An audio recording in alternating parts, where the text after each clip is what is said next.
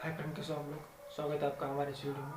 आज के इसमें जानेंगे कि कैसे आप हर उम्र के साथ कैसे आपकी इन्वेस्टिंग हो गया या फिर आपकी हेल्थ हो गए, सब के बारे में आपको हर एक एज के बारे में स्टेप बाय स्टेप कैसे जाना चाहिए और उसमें हर एज में आपको कैसे अपने आप को डेवलप करना चाहिए। तो इस वीडियो में पूरी तरह से देखेंगे, फाइनेंशियल प्लानिंग भी समझेंगे, आपको रिटायरमेंट कब लेना चाहिए और लॉन्ग टर्म में हर एज में आपको कैसे डेवलप करना चाहिए वो भी सीखेंगे। तो इस वीडियो को लास्ट तक देखिएगा।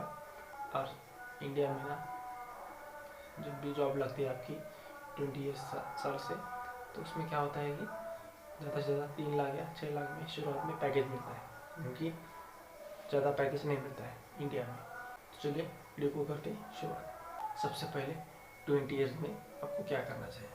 देखो, जब आप 20 ईयर्स से बाहर निकलते हो ना, कॉलेज से बाहर निकलते हो या कॉलेज में जाते हो, तो जब नए नए जो कॉलेज से बाहर निकलते तो हो सकता है कोई स्किल को सीखे या कोई जॉब में लग जाए, छोटे मोटे जॉब में लग सकता है। लेकिन क्या होता है ना, जब भी आपकी जॉब लगे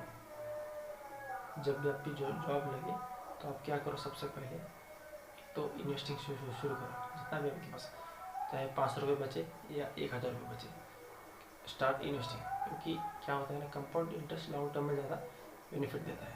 शुरुआत में आपको ऐसा लगता है कि यार 2 साल में तो कुछ नहीं है, लेकिन लॉन्ग टर्म में जब आप रखोगे ना उसमें, तो बहुत ज़्यादा बेनिफिट देगा। तो इसके लिए आप क्या करो, सीधा हमारे डिस्क्रिप्शन कमेंट बॉक्स में लिंक दिया हुआ है, सीधा एक फ्री डीमेट अकाउंट खोलो और उसमें टॉप निफ्टी 50 इंडेक्स फंड में आप अपनी SIP शुरू कर सकते हो, जो सिंपल हर एक साल का रिटर्न 12 या 10% इतना तो मैक्सिमम मिल ही जाता है, क्योंकि देश की टॉप 50 कंपनियाँ उसमें होती हैं।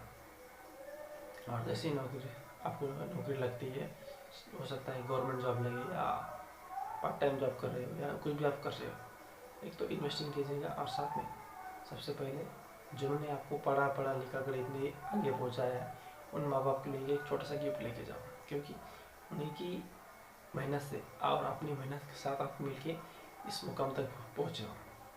तो उनके हमेशा ध्यान रखो, उनको एक गिफ्ट दो। हो सकता है दोस्तों के साथ पार्टी करो, लेकिन क्या करो, सबसे पहले तो 70% पैसा सेविंग में रखो, 30% हो सकता है माँ बाप को गिफ्ट दिया या कुछ दोस्तों के साथ पार्टी किया 1 महीना किया, तो कोई बात नहीं, बड़ी बात नहीं है, वो होने दो, एक्सप्रेस होने दो। लेकिन इसमें क्या होता है ना, बहुत ज़्यादा ट्रैप में मत फंस जाओ, आईफोन ले लिया, ऐसे ले लिया, वैसे ले लिया, उसमें मत। सबसे पहले आपका फोकस होना चाहिए एसेट पर। जितना एसेट बनाओगे उतना लॉन्ग टर्म में आपको बेनिफिट देगा। तो सबसे पहले क्या करो, ये तो इन्वेस्टिंग शुरू करो। जिससे सैलरी लगेगी, जितनी भी आएगी आपको, चाहे वो 1 लाख हो या 10,000 हो, इन्वेस्टिंग स्टार्ट करो। और एक लाइफ इंश्योरेंस ले लो, 10-20 लाख का आता है। और एक टर्म इंश्योरेंस ले लो, क्योंकि चलते 30 ईयर्स में, तो 30 ईयर्स में आपको क्या करना चाहिए कि 30 ईयर्स में बहुत ज़्यादा जिम्मेदारी आ जाती है, परिवार की जिम्मेदारी आ जाती है, बच्चे हो जाते हैं। लेकिन इसी के साथ आपको सबसे पहले तो इन्वेस्टिंग 20 ईयर में आपने शुरू की, सबसे पहले एक टर्म इंश्योरेंस ले लो, क्योंकि आपकी पूरे फैमिली के लिए कवर मिलता है। और उसमें क्या होता है कि टर्म इंश्योरेंस में आपको 1 करोड़ तक का टर्म इंश्योरेंस बस 600 या 500 रुपये महीने से मिल जाता है। जितना जल्दी आप लोगे ना, उतना आपकी फैमिली के लिए प्रोटेक्ट रहेगा और लॉन्ग टर्म में आपको ज़्यादा बेनिफिट देगा। हो सकता है कुछ आपको ना हो, अगर कुछ हो गया तो अपनी फैमिली को 1 करोड़ या उससे ज़्यादा भी आपको पैसा मिल सकता है। और उसी के साथ साथ एक लाइफ इंश्योरेंस ले लो, मेडिकल इंश्योरेंस ले लो, क्योंकि हो सकता है कभी भी आपको पैसे या मेडिकल, आप लोग तो मालूम है कि अभी मेडिकल कितना महंगा हो चुका है। सरकारी अस्पताल में तो कुछ ज़्यादा नहीं, सब कुछ प्राइवेट में जाना पड़ रहा है, क्योंकि सरकार में हमारी उतनी सरकार बेनिफिट नहीं देती है या फिर उतनी वहाँ पे फैसिलिटी नहीं मिलती है। तो आपको क्या करना पड़ेगा, प्राइवेट में जाना पड़ेगा। इसलिए एक टर्म इंश्योरेंस ले लो और एक मेडिकल इंश्योरेंस ले लो। और साथ ही साथ जब आप इन्वेस्टिंग शुरू करोगे ना, जब आप 30 ईयर्स में आओगे या 40 ईयर्स में जाओगे, तो आपके बच्चे बड़े हो जाएंगे, तो इसीलिए एजुकेशन के लिए भी आपको पैसा चाहिए होगा। तो हो सकता है उसके लिए आप छोटा सा एक फंड बनाओ, या म्यूचुअल फंड में पैसा डाल सकते हो, SIP भी शुरू कर सकते हो। तो और इसी के साथ साथ आप हर साल अपने आप को डेवलप करना पड़ेगा। अपने 20 ईयर्स में इन्वेस्टिंग शुरू की, तो 30 ईयर्स में नए स्किल को सीखो, नई किताबें पढ़ो, नए अपने जितना हो सके आपका फ्री टाइम आता है जब जॉब करने के बाद, आप घर पे आते हो तो आपके पास जितना भी टाइम बचता है तो उस टाइम में आप क्या करो, कोई स्किल को सीख लो या नए नए जो भी स्किल आते हैं उसको सीख लो, एआई के बारे में सीख लो कि आपके लिए पार्ट टाइम जॉब बनेगा। फ्रीलांसर हो गया, वीडियो एडिटिंग से हो गया, या कोई भी जो भी आपको आता है, जो भी आपको जमता है वो आप कर सकते हो। ठीक है, पार्ट टाइम जॉब करने, जॉब के साथ साथ ये भी आप काम कर सकते हो। ठीक है, तो उसके बाद आता है 14। यहाँ पे क्या होता है कि यहाँ पे आप रिस्क नहीं ले सकते, क्योंकि एक तो रिटायरमेंट के लिए 10-15 साल ही रहते हैं। यहाँ पे आप रिटायरमेंट नहीं ले सकते, रिटायरमेंट के लिए 10-15 साल बचते हैं, तो यहाँ पे आप ज़्यादा रिस्क नहीं ले सकते हैं। यहाँ पे क्या होता है, आपको हो सकता है आप शायद आपकी बॉडी उतनी काम नहीं करे, जो 20 एज में 30 एज में कर रही थी वो 40 एज में काम नहीं करेगी, क्योंकि जब उम्र के साथ साथ अपने भी बॉडी में बहुत सारे इश्यूज होते हैं। तो जब आप 20-30 एज में ज़्यादा काम करोगे तो 40 एज में थोड़ा कम आप पे रहेगा। तो इसमें क्या करो, आप 40 एज में जो भी आपने इन्वेस्टमेंट किया है उसको और उन सबको ट्रैक करते रहो, देखते रहो कहाँ से कितनी इनकम आ रही है, क्या आ रही है, इन सब के बारे में देखो।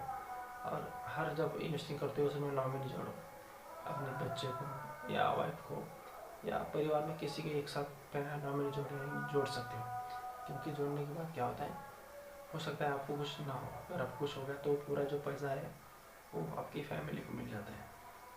ऐसे ही म्यूचुअल फंड के साथ बहुत सारे पैसा पड़ा हुआ है जिनकी नॉमिनी आज तक जोड़ी नहीं है, तो इनके पास हज़ारों करोड़ों का म्यूचुअल फंड हो गया बैंक में। वो आते हैं 50 साल में, 50 साल की एज में आपको क्या करना चाहिए, तो 50 साल की एज में आपको करना चाहिए जो आपके बच्चे बड़े होते हैं, जिनके बारे में आपने पैसा इन्वेस्ट किया था या फंड में जो बनाया था पैसा।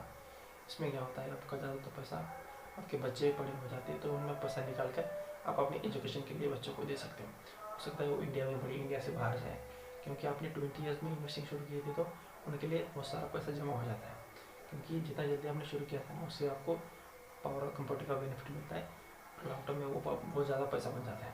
तो इस वजह से उनको ज़्यादा एजुकेशन अच्छा लेने में ज़्यादा दिक्कत नहीं है, क्योंकि आपने पहले से ही फैमिली को प्रोटेक्ट किया था। ठीक है, तो अगर हमारी वीडियो अच्छा लगा तो लाइक जरूर करना, चैनल पर नए हो तो सब्सक्राइब जरूर करना। तो चलिए शुरू करते हैं। और इसी के साथ साथ जब आप इसमें आते हो तो हो सकता है आप सोचते होंगे यार जब मैं 50 साल का होऊंगा तो मैंने इन्वेस्टमेंट किया, उसके बाद इसमें आप क्या कर सकते हो, सिस्टमेटिक इन्वेस्टमेंट विड्रॉल प्लान भी लगा सकते हो। जैसे आपने सिस्टमेटिक इन्वेस्टमेंट ऐसा भी शुरू किया ना 20 ईयर्स में, वैसे आपने 50 साल की एज में आप भी सिस्टमेटिक विड्रॉल प्लान भी कर सकते हो।